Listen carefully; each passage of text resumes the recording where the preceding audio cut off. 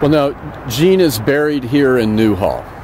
Yes. A lot happened between his reinventing of rock and roll, if you will, over in the UK in the early 60s and his passing in 1971.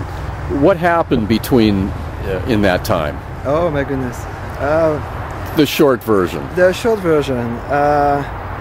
Gene was a man of passion. Gene was a very loving man, very trusting person. So, to make it simple, I would say he put his trust in people he might not have, shouldn't have. So his career went on. His manager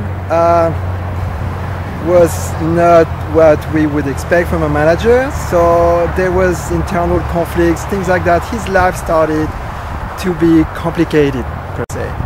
On a personal level and on a professional level. England was moving on with new bands like the Beatles, so even his career started to stall a little bit in England, so he tried to restart it in the United States.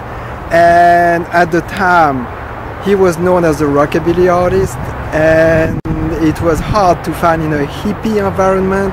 It was hard to find the right musician, it was right to find the right recording label. So he really was a fighter. Like I said, he also had this huge pain in his leg that was getting worse and worse. Every time he was having a concert, most of the time his leg was bleeding after the concert. But he forgot completely about the pain during the concert, giving 100% to the audience. But after the concert was another story. So he had to take painkillers.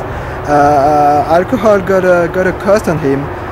Also, so at one point he was age 36, but let's say his body was probably much older than 36 years old because of that injury that he had back in 1955, the medication he had to take for that, the not caring for doing 100% show had a cost on that. So yes, at age 36 he unfortunately passed away on October 12, 1971.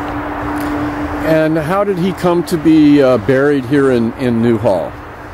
Part of his family was living in Saugus. Gene at the time was living in a Simi Valley, interestingly enough on the Cochrane Avenue. And when he came back from London, the last time he came back from London, he was down spiritually, morally, intellectually. I think the man was really discouraged. It was a hard time for him. He had been a fighter all his life, but I think there's been so many things at the time going on that he came back home and he found an empty house, basically. So somehow, I mean, his parents called him, of course. They were living in Saugus.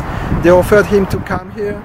So he came here, and when he entered the house of his parents, he started to get really sick. So for the first time, after family trying to push him to go to the hospital, he finally accepted to be taken to the Inter-Valley Hospital here in Newhall, and he didn't survive, basically. So he passed away here in Newhall at the Inter-Valley Hospital that is now the Henry Mayo Hospital.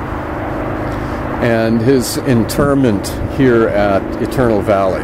Yes.